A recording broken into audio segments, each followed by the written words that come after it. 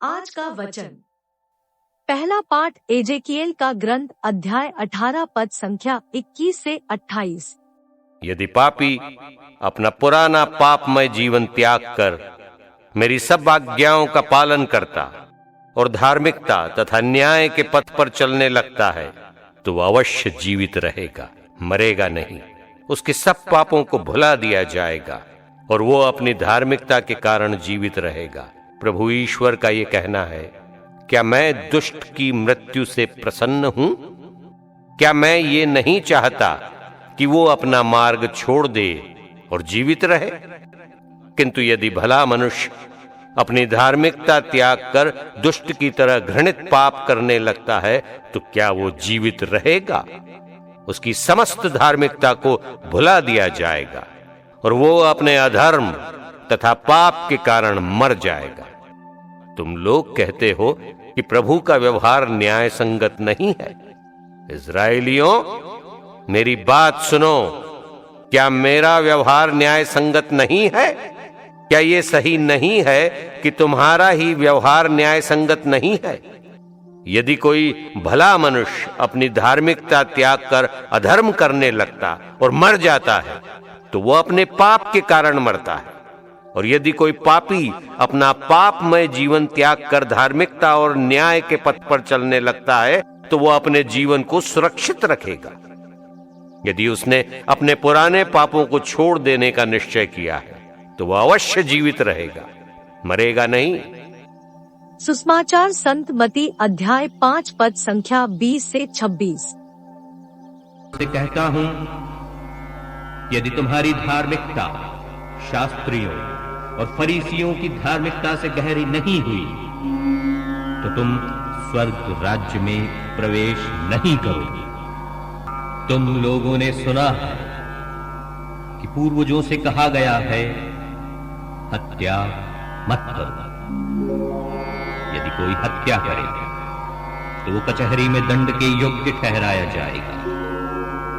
परंतु मैं तुमसे कहता हूं, जो अपने भाई पर क्रोध करता है वो कचहरी में दंड के योग्य ठहराया जाएगा। यदि वो अपने भाई से कहे, रे मूर्ख, तो वो महासभा में दंड के योग्य ठहराया जाएगा।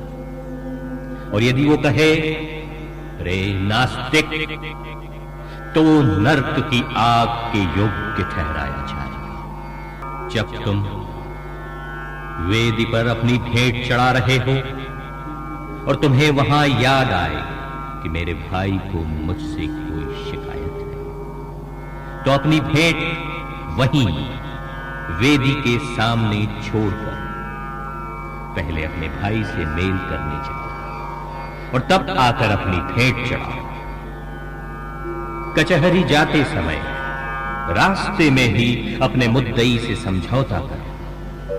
कहीं ऐसा ना हो कि वो तुम्हें न्यायकर्ता के हवाले कर दे, न्यायकर्ता तुम्हें प्यादे के हवाले कर दे और प्यादा तुम्हें बंदी गृह में डाल दे।